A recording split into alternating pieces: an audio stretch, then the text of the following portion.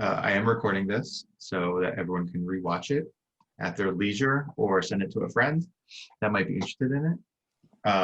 But again, I want to officially welcome everyone to the Pollution Threats to the Delaware River Watershed. I'm Bobby Safransky, the events director here at Clean Air Council, and I'm excited to welcome you to one of many events of the 2020 virtual Greenfest really presented by Toyota Hybrids. If you're not familiar with Greenfest, it's the area's largest environmental festival. We've been celebrating all things sustainable for the past 15 years, and it should come to no surprise that this year the event is entirely virtual with live interactive programming scheduled through this Sunday, September 27th. You can see a full list of the scheduled events at cleanair.org/greenfest, as well as the recordings from all the webinars in case you missed it, again, at cleanair.org/greenfest. Now, what's Clean Air Council? Clean Air Council is a member-supported organization working to protect everyone's right to a healthy environment. We have over 8,000 members bringing their passion to the fight for better environmental health protections. And these members are key to our ongoing work to protect public health and ecosystems. Now, we need our members to take actions on alerts that we send out, to give us feedback on our programs like Feet First Philly, and to spread our work through social media. Finally, please consider making a donation. I'll post a link for in the chat for anyone that wants to sign up, become a member, learn more about our programs. We will post, we'll do questions at the end, but if you want to add them to the chat so that you don't forget, you can put it in there and I'll keep an eye on it and we'll just go over all the questions at the end. But it'll be nice to kind of have a discussion at the end. So look forward to that. Now, without any more ado, I will kick it over to Eve and Jack, also from Clean Air Council. I'm very excited to see their presentation. So I'll stop talking and just send it over to you guys. Thanks, Bobby. So tonight's presentation is Pollution Threats to the Delaware River Watershed. And I think we can go to the next slide. My name is Eve Miari. I'm an advocacy coordinator at the council, and I'm co-presenting tonight with Jack Byerly, also advocacy coordinator. So I think Bobby already mentioned a bit about the Clean Air Council. So I think we'll move on a little bit past this slide. We're a nonprofit environmental organization. And a little bit more about our work in the Delaware River Watershed. We do a lot of work challenging natural gas infrastructure that threatens waterways. That could be pipelines, compressor stations, refineries. We provide guidance to residents on public hearings that are being held and how to submit public comments. We support local residents and municipalities to strengthen watershed protection ordinances. We work with partners to strengthen regulatory protections for the Delaware River and local streams. We provide educational resources such as these online webinars, and we provide direct support for local watershed protection initiatives. So in the webinar tonight, we're going to cover the importance of the Delaware River watershed, the current state of Pennsylvania's rivers, and also talk about pollution threats to the watershed from land development, industrial and agricultural impacts, and ways that we can take action to better protect our watershed. And before we get into the rest of the presentation, we just want to take a moment to acknowledge the land that we're talking about. The Delaware River Basin is the historical home of the Lenape-Hoking people, which spans the entire Delaware River Basin. The Lenape are the original people that comprised 3 clans in the area: the Wolf clan in the mountains, the Turtle clan in the rivers, and the Turkey clan by the big waters, each with their own dialect. It's important to acknowledge that 80% of Lenape died from violent conflict and disease within the first 100 years of foreign contact. Peace treaties were broken, which forced Lenape northward and westward into Oklahoma, Wisconsin, and Ontario. But many of the bodies of water that we talk about when we talk about our watershed and watershed protections retain their original Lenape names. Some examples are Aquashikla Creek, Neshaminy, Noxamixon, Susquehanna, Tehican, and Wissahickon, just to name a few. So just important to acknowledge the land and watershed that we're talking about tonight. The Delaware River Watershed is a very important resource. It provides drinking water for 15 million people, contributes $25 billion in economic activity, 400 miles of national and wild scenic rivers, 6 national wildlife refuges, and recreational opportunities for residents and visitors alike, countless opportunities for fishing, swimming, and boating, and many other activities. Right. So in looking at the state of the watershed, the health of the Delaware River watershed overall, it helps to get a sense of where we've been and where we're going. So in the late 1800s, the Delaware River was the nation's capital for shad fishing.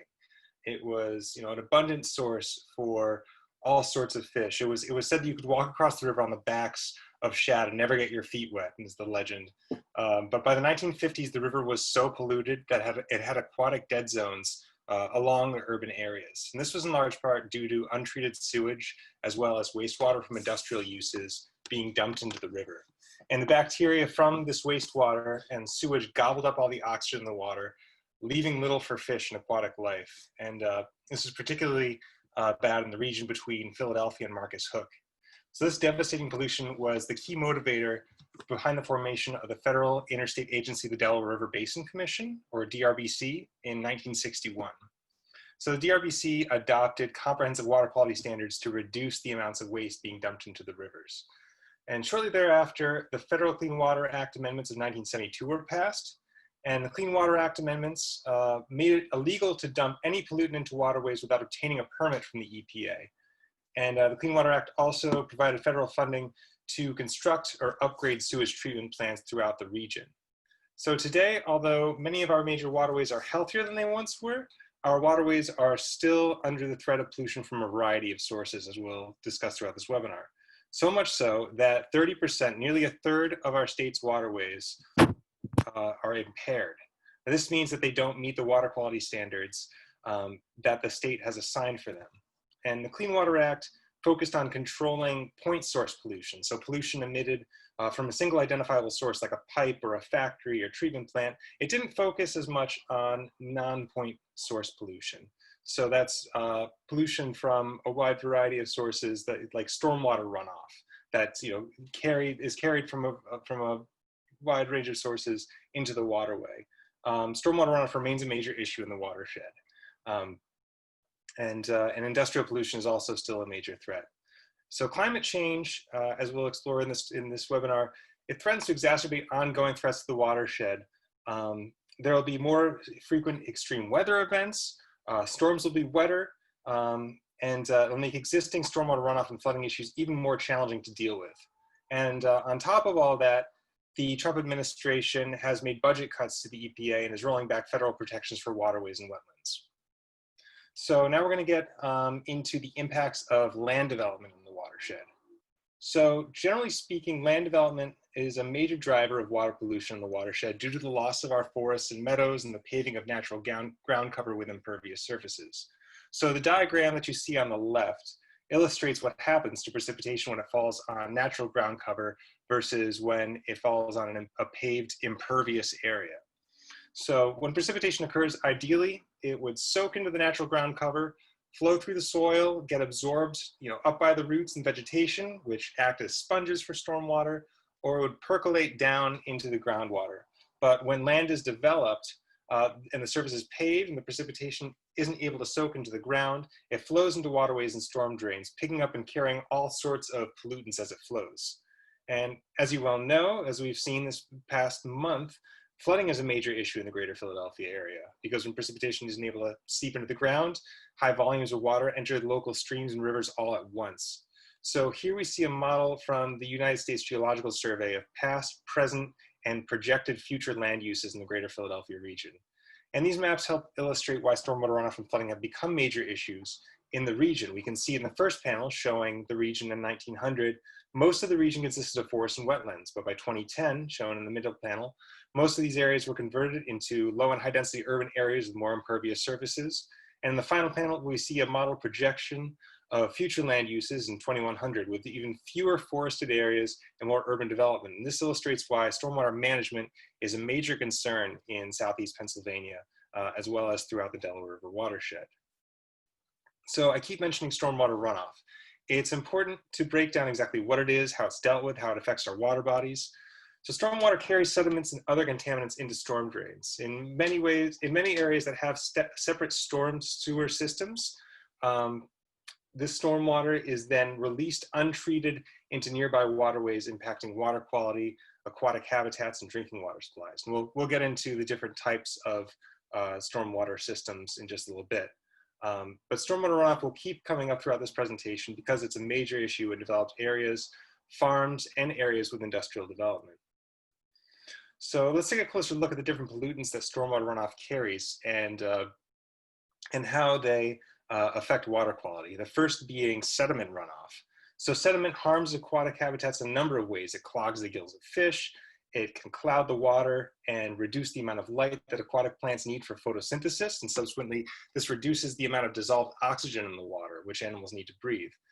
Sediment buildup can also physically alter the stream itself by reducing viable aquatic habitats on stream beds. It can also bury streamside wetlands, and it also carries into streams some of the pollutants, the three pollutants that you see listed below sediment, including nutrients, which are nitrogen and phosphorus. The main source of nutrients are chemical fertilizers and manures.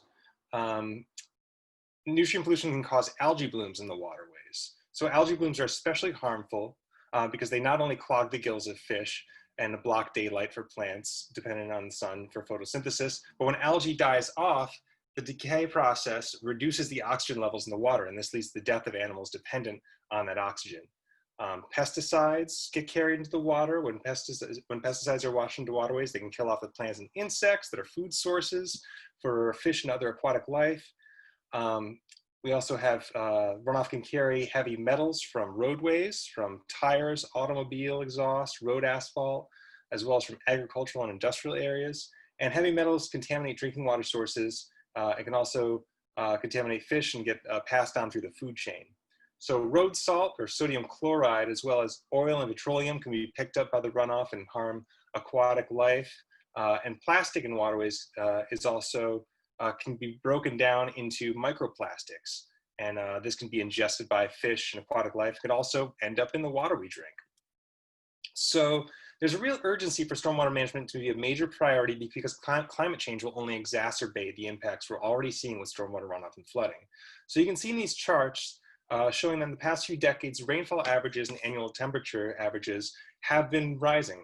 Studies show that the anticipated trend is for the watershed to be warmer and wetter in the future.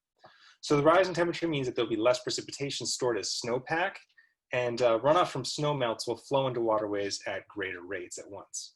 So also, with climate change, weather events are predicted to be more extreme. So there will be higher intensity storm events and also droughts that are short in duration but severe. So in addition to the sea level rise projected with climate change, the flow rates of waterways will be greatly altered and could lead to more frequent flooding as well as periods of drought. So as I mentioned earlier, there are different types of sewer systems. With new land development, comes more people. And with more people, naturally, we have to develop systems to handle human waste and everything that gets flushed down our toilets and drains. And there are two types of sewer systems, separate and combined. So in the first row here, you see combined. In the second row, lower row, you see separate systems. And areas that were developed and grew a lot in the 20th century tend to have separate sewer systems, which you see on the bottom here. So areas and cities that were developed longer ago and had a lot of development and growth in the 19th century tend to have combined sewer systems.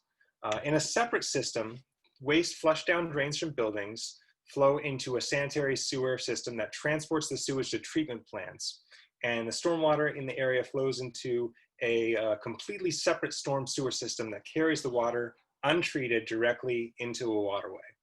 In a combined sewer system, like we have in most of Philadelphia, the same set of pipes collects all of the sewage from buildings and all the stormwater and sends it, all this combined water to the treatment plant before it's discharged into waterways. So all this groundwater is getting sent to a treatment plant, which sounds great, but during heavy storms, the sewer system and treatment plants reach full capacity, and all the stormwater and sewage gets dumped, untreated, into waterways in what is called a combined sewer outflow, or a CSO.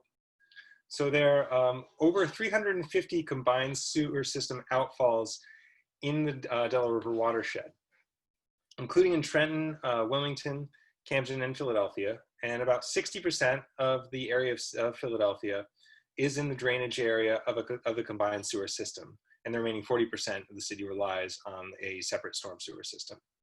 So in Philadelphia alone, 13 billion gallons of combined sewer overflow dump into waterways in a typical year through 164 different outfalls. And that's why stormwater management is such a major concern in Philadelphia. So in many suburban and more rural areas, sanitary waste is managed on-site with septic systems. In septic systems, wastewater drains from toilets and sinks into an underground tank and then through porous pipes in a leach field where surrounding sand filters out pathogens and nutrients. And in Pennsylvania, local municipalities are responsible for making sure that private septic systems meet DEP requirements. And municipalities can have mandated sewage management programs to make sure that property owners perform the necessary maintenance and pump their septic systems regularly, ideally every 3 to 5 years. And this maintenance is important because failing or unmaintained systems can pollute surface waters and groundwater. And if the drain field is overloaded, it will flood and cause the sewage to surface, and it can run off into streams. Sometimes septic systems are poorly designed. Drain fields can be located too close to waterways or water wells and seep into the well or into the waterway through natural underground connections. And it's also worth knowing that people flush all sorts of things down the drains, and that soil cannot treat, that soil may not be able to treat and end up in the groundwater. So these things are like pharmaceuticals and household chemicals and cleaning products. So let's look at some of the industrial threats to the watershed. So different industrial uses can pollute waterways in a number of ways.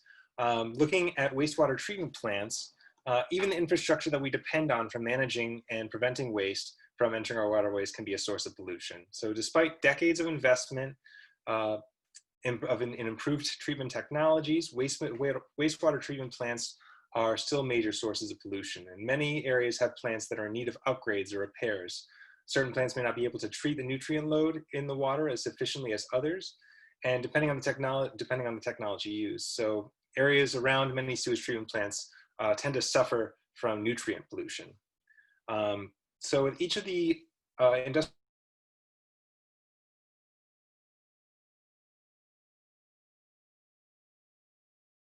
operational active facilities may discharge pollutants. Inactive facilities may have soil still contaminated with toxic chemicals like PFAS or benzene, which can remain in the soil for decades and percolate into the groundwater or get washed into the surrounding waterways with stormwater runoff if the soil is disturbed. So facilities that manage hazardous waste can have storage tanks that may leak. This occurs more commonly as tanks age and corrode. And newer landfills are required to have liners and leachate collection systems. So leachate is the liquid that drains through landfills. But many older landfills don't have these safeguards, and many older landfills are often sited close to surface waters, close to our rivers. You see a lot in areas like Bucks County, older landfills that are located close to the Delaware River. And there also, older landfills are sited in areas with permeable soils with shallow water tables. And this enhances the potential for leachate to contaminate the groundwater. At chemical plants, natural gas facilities and oil refineries, there's always the risk of hazardous substances being spilled from storage areas and from leaking equipment. And runoff from active and abandoned mines are also a major source of pollution in certain areas of the watershed. So Pennsylvania is ranked 3rd in the nation for total coal production. And people tend to think about the coal fields in Western Pennsylvania, but when they think about Pennsylvania as a coal state, but the coal industry has left a legacy of water pollution from the anthracite coal mines in northeastern Pennsylvania. So subsurface mining often progresses below the water table. So water needs to be constantly pumped out of the mine to prevent flooding. But when a mine is abandoned, the pumping ceases and the water floods the mine. The mineral pyrite, which is commonly referred to as fool's gold, is an iron sulfide, and it gets exposed in these mines. And the pyrite reacts with the air and the groundwater and the surface runoff from rain and snowmelt and reacts to form sulfuric acid. So this acidic water further dissolves the heavy metals from the rocks, such as copper, lead, mercury, and this water can leach into the groundwater or flow as runoff into nearby waterways. So this can contaminate drinking water sources. If left unremedied, acid mine drainage can turn waterways into biological dead zones. It can corrode bridges and infrastructure. And it goes without saying that this renders the water unacceptable for drinking or recreational use. So there have been great strides in recent decades to remediate the impact of acid mine drainage in areas affected. And we're highlighting a couple of the projects in the Schuylkill watershed. These pictures are from the Schuylkill Action Network's website. On the left, you'll see the Silver Creek treatment system in New Philadelphia. And this treatment system the acid mine drainage water is collected in you see a series of pools. It's collected in the first pool at the top where that water is an orange color. And this allows the water to slow down. It passes through settling ponds where the metals drop out of the water, and the water flows through a couple wetland cells before re-entering Silver Creek. And this system treats about 1,200 gallons of water per minute. On the right, you see the oxic limestone drain system in Reevesdale, also known as the old system. So every minute, this system treats approximately 900 gallons of abandoned mine drainage that would otherwise flow directly into Wabash Creek. And this old system limestone, ditches, excuse me, as it passes through, the water dissolves the limestone, neutralizing the pH. And the treatment also reduces the amount of aluminum, iron, and manganese in the water. And these are just a couple of the treatment systems that are used to remediate the impacts of acid mine drainage in the watershed. There are many other types of treatment systems. Yeah. Thank you, Jack. So I'm going to talk a little bit about impacts from oil and gas infrastructure. This is something that the council does a lot of work around. We have seen a lot of impacts to the watershed from pipelines, both through the construction phase and also once they're established and they can have spills onto land and in waterways. The picture on the left here is an inadvertent return into Chester Creek in Brookhaven, Delaware County. And that's something that occurs sometimes when horizontal directional drilling is taking place under a waterway, trying to avoid going right through it and cutting it open. They try to take the pipeline deep below the waterway, but sometimes that drilling fluid that's used to lubricate the drill can actually come up through cracks into the surface, onto land, or into water, and that can cause a lot of problems. We also look at impacts from compressor stations and pumping stations. This is infrastructure that helps move the natural gas or liquids along the pipeline routes. Construction impacts include usually clearing of trees.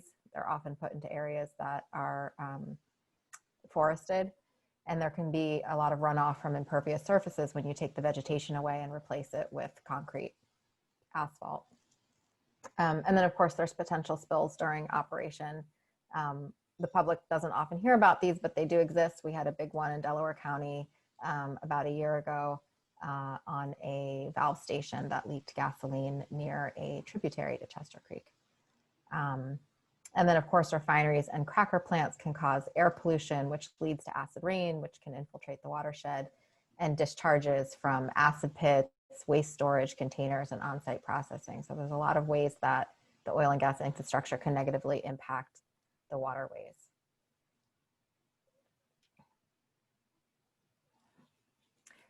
One example is the Mariner East. You may be familiar with hearing about this pipeline in the news. It's rather notorious for the number of spills. There have been, this is probably even outdated at this point because we put the slide together a couple weeks ago and they keep spilling. So at least 245 reported spills of drilling fluid across Pennsylvania, at least 110 notices of violation, at least 16 wells permanently destroyed, dozens of sinkholes that continue to open up along the route, aquifers punctured, and residents across the region and actually across the whole state who still do not have access to clean water. The picture on the right here, I believe is from 2017 when sinkholes began opening up in the backyards of homes in Exton and West Whiteland Township. And this is a very recent picture of a very large spill of Mariner East pipeline construction drilling fluid into Marsh Creek State Park, which is in Chester County. And the drilling fluid came up into a tributary to Marsh Creek and then into the reservoir itself. You can see kayakers here moving through that drilling mud as they are documenting it from the ground level, from the water level. And of course, Marsh Creek State Park is a major recreational area and also a source of drinking water. So this is really an egregious spill that happened just in the last month. Penn East Pipeline is another one that we're following very closely at the council. It's a greenfield pipeline, meaning that it is all new rights of way, not existing pipeline route, but actually installing pipeline into areas where there has not been pipeline before.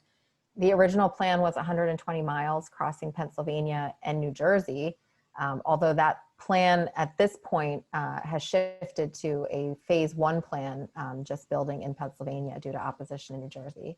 But almost 90% of that original route is in the watershed. It would cross 87 waterways, 75 of which in the watershed, threaten over 4,300 acres of preserved land, forest, farm, wetland, and protected streams, and would cross Susquehanna, Lehigh, and Delaware rivers, as well as numerous exceptional value streams. So definitely something to keep an eye out on in terms of watershed protections. And this is another example. These are acid pits down in Marcus Hook in Delaware County. And these are the result of years and decades and decades of refining that have left this Superfund site. And you can actually see that there is a creek called Marcus Hook Creek that circumvents the acid pits, where there have been reports from neighbors that there could potentially be contamination of the local creek from this acid pit storage area. Thanks, Steve.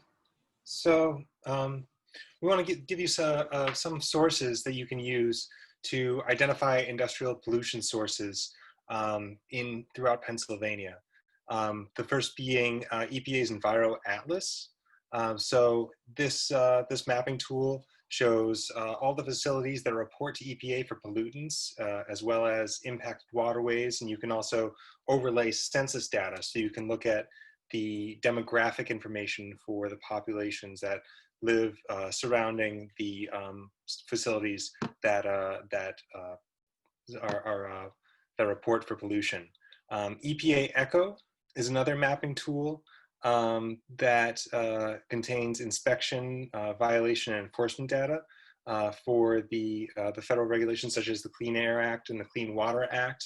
EMAP PA is a good resource for seeing all DEP permanent facilities, as well as geology, oil and gas activity, mining activity. And you can also look at the stream designations. I think it might have some older data since the 2020 integrated report is out, but it does have data on stream designations. And EFAX is also a good search tool for looking up DEP permitted facilities, and you can find data on the status of their permits, like their National Pollutant Discharge Elimination Systems permit, the NIPDES permit, which industries need, that all dischargers into waterways must obtain before discharging pollutants.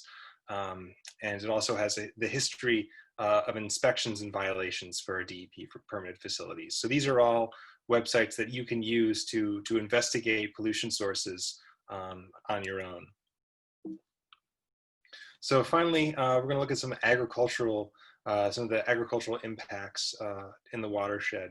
So agriculture is a huge economic driver in Pennsylvania. We rely on Pennsylvania's farms for our food, but certain agricultural practices can have harmful impacts on water quality, and so chemical fertilizers and manures, if applied excessively at a quantity greater than crops and soil can absorb, they may wash off into the fields, into streams, or leach through the soil into the groundwater. And so the nitrogen, phosphorus, the nutrients from these manure and fertilizers can create algae blooms in the waterway and create aquatic dead zones. Animal waste can also carry pathogens, so microorganisms like bacteria, viruses, and fungi that contaminate water and pose health risks to anyone who ingests the water. Similar situation applies to pesticides. If they're applied too excessively, they can run off into waterways. And the chemicals from pesticides can kill plants, they harm aquatic life, and they pollute our drinking water. If the soil is plowed and left exposed without any vegetative cover, the soil is more likely to wash into surrounding waterways when it rains. And as you see in this picture, if livestock graze near streams, they can trample the vegetation along the waterways. You'd see the erosion there, which causes the sediment to flow into the waterway. In this sort of situation, you'll also have animal waste going directly into the waterway, polluting the water with nutrients and pathogens. So here are a few examples of best management practices that farmers use to reduce soil and fertilizer runoff and properly manage animal waste and protect water quality on their farms. So it's worth noting that all farms are required to develop and implement a written agricultural erosion and sediment control plan. And these plans require farms to identify best management practices that they'll use to minimize erosion and sedimentation. And here are some examples of agricultural best management practices that farmers employ. They build stream bank fencing, as we see in this picture here. So this will prevent stream banks from getting trampled by livestock, which causes erosion, and it also prevents grazing in streams. Farmers can also plant riparian buffers. So they can plant vegetation for an extended area along the waterway. They can plant trees and all sorts of brush and vegetation. And this provides an array of benefits. It prevents erosion, it holds the soil in place, it traps nutrients from runoff, from all the surrounding soil that might otherwise get washed in the waterway. It can get trapped in this area and absorbed by the plants or filtered through the soil. And farmers can also plant cover crops. Cover crops are grown in agricultural fields both before the main crop is planted and after it's harvested. And cover crops protect the soil, improve soil health, prevent bare exposed soil from flowing with runoff into waterways. Farmers can also use contour farming methods. So they can plant crops across or perpendicular to slopes to follow the contours of the slope of a field. And this arrangement of plants breaks up the flow of water and makes it harder for soil erosion to occur. Farmers can also use integrated pest management. So this is a process farmers use to prevent the over-application of pesticides. They, rather than just applying pesticides liberally, an integrated pest management process starts by monitoring and assessing pest populations using non-chemical solutions for managing pests. And then if that isn't sufficient, they use highly targeted chemicals in very limited areas rather than just spraying pesticides throughout the farm.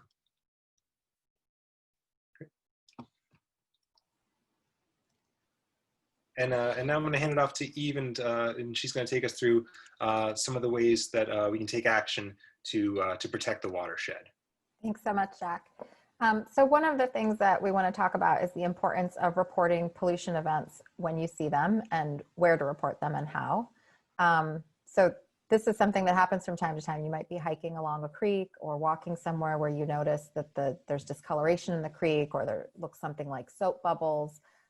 Anything that looks out of the ordinary to you that gives you that feeling that this isn't right should be documented. And we can document by taking photographs and video. Most smartphones at this point have the ability to do time, date, and location stamp, which is really super helpful for regulatory agencies. So what we really want to encourage people to do is move from bystander to action taker. Take those pictures and video and then report them to the DEP. Has a web portal and also a phone number for reporting incidents depending on which region you're in. And also every county has a conservation district. It's really important to notify the conservation district. And then if you know what municipality you're in, if it's your township or borough, it's always a great idea to pick up the phone and call the township manager or a member of the supervisors and let them know that this is going on as well, because they can send somebody down to check that out. And they may get faster results from calling some of these various different agencies as well. We have upcoming webinars on stream designation upgrades and municipal ordinances. So this is another great way to take action, is to participate in the webinars and learn more about how we can act locally to protect the watershed. We always say think regionally and act locally. Around protecting our local streams within our local townships and municipalities. We also have action items on our website. You can always go to cleanair.org/action items, and there's always, you know, petitions to sign and letters to send to legislators that can help us to protect the watershed. I believe currently, Jack, do we have something there around Penn East or stream designation upgrades? Yep, we have one action alert on Penn East, urging Pennsylvania Department of Environmental Protection to apply regarding the Chapter 102 and 105 erosion sediment control permits and the water obstruction and encroachment permits, calling on Penn East to have to reapply for those permits. Since the Penn East changed their route, it should be considered an entirely new project. And it also calls for more engagement, allowance of engagement of the public in the regulatory process. We'll have another action alert coming up soon, which should be posted the next couple of days, regarding the proposed reduction in manganese standards. The Pennsylvania Department of Environmental Protection and the Environmental Quality Board have proposed to reduce and improve the standards for manganese, which is a pollutant that's largely emitted from mining and quarry operations in Pennsylvania. So this sounds great, but the regulation also proposes that the source and for recording this pollution be conducted at the intake of the water system rather than at the discharge point. So if the pollutant is measured at the intake, then the public water supplier would be held accountable for the treatment rather than the mining operator or the discharger. So that's one alternative that could happen. If another alternative that is proposed is keeping the point of compliance where it's actually enacted, keeping that point of compliance at the discharge point. So the action alert will be, you know, so in support of this reduction of the manganese limit, but also encouraging PADB and the EQB to keep the point of compliance at the discharge point. Thanks, Jack. And of course, you can sign up for future alerts at the website as well, so that you'll be up to date when the new ones are coming out. And we'd like to invite you to collaborate with the Clean Air Council. Jack and I are available to consult with individuals as well as neighbors groups around pollution concerns in your communities. We can support you in organizing a municipal or county-based group of concerned residents and provide direct support for your local initiatives. We can support you in bringing resolutions and draft ordinances before your municipal and county council for watershed protections. We can help you identify the streams and wetlands and waterways near you that may be in need of greater protection. And we can also provide guidance in commenting to DEP on other regulatory bodies on permitting. So now we're going to move into question and answer. So I see there are some questions that are being written into the chat. If you have a question, please feel free to write it into the chat and Jack and I will do our best to answer.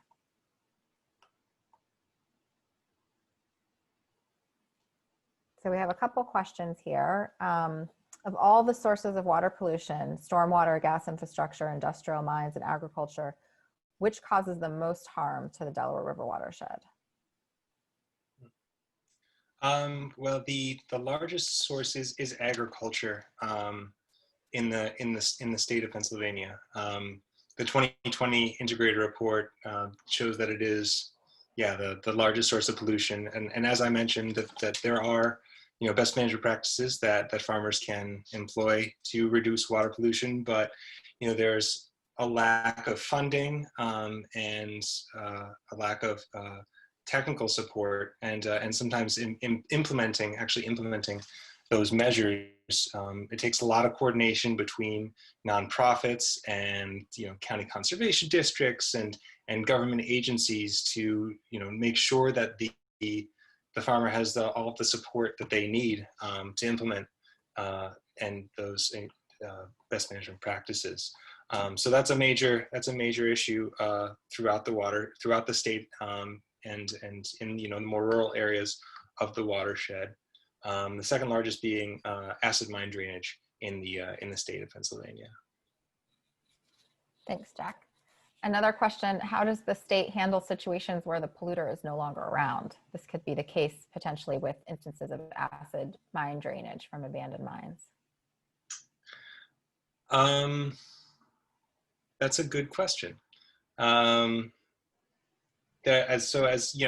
we covered, I mean, there are areas that have been devastated by these old abandoned industrial facilities like coal mines, and we see abandoned waste facilities, landfills throughout the state and throughout the watershed. So even when areas are no longer operating, I know with landfills, they still have to obtain National Pollutant Discharge Elimination System, NPDES permits for the runoff from the sites.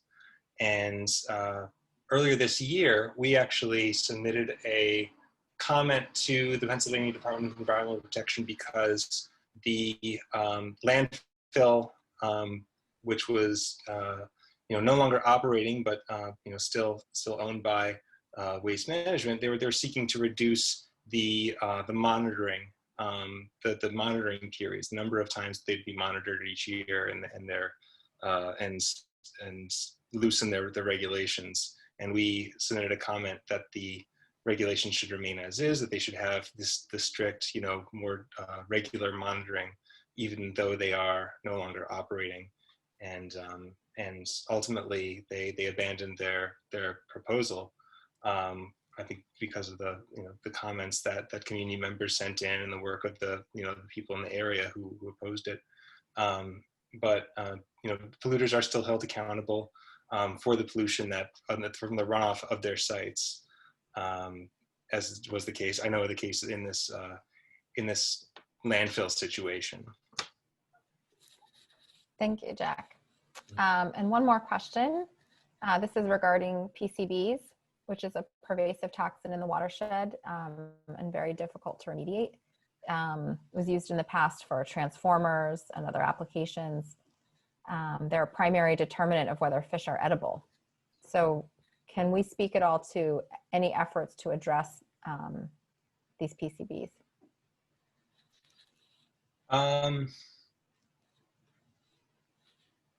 I know that there are there are EPA programs for whenever there is for controlling areas that are polluted with PCBs historically. I know when you'll see in industrial sites like compressor stations, they may be contaminated with PCBs, and whenever there's a proposal for a new compressor for an upgrade in technology, and the soil has to be disturbed, the EPA has programs that are put in place to make sure that the remediation is conducted, and that the disturbed soil doesn't cause contamination to run off into the waterways. So there are programs in place, but as we know, there are issues. There can be issues with enforcement, and there are a lot of areas that have a legacy of industrial pollution and PCB pollution in the watershed, where the enforcement it may not be as strict as we'd like it to be. So yes, that's an ongoing issue. Great, thanks so much, Jack. Any other questions? Okay, well, our emails are available on this final slide. So if any questions came up that you would like to ask offline, please feel free to email us and we'll do our best to answer your questions. Great, thanks again, Eve and Jack. It's always, a great thing about Greenfest, I think, is always learning more about what the council's doing, because we get snippets of this, but I never sit down for 45 minutes and learn about what you guys are doing. So it's all very, very interesting to me. So again, we hope to see you at various other things at Greenfest. We still have a whole week left. And you can find more things out at cleanyard.org/Greenfest. And thanks again. Yeah, have a good night. Hopefully we'll see you at more Greenfest things coming up. We do have live music on our Facebook after this. So if you're going to be up for a while, check it out. All right. Thanks, everyone. Bye. Thanks, everyone. Everyone. Bye.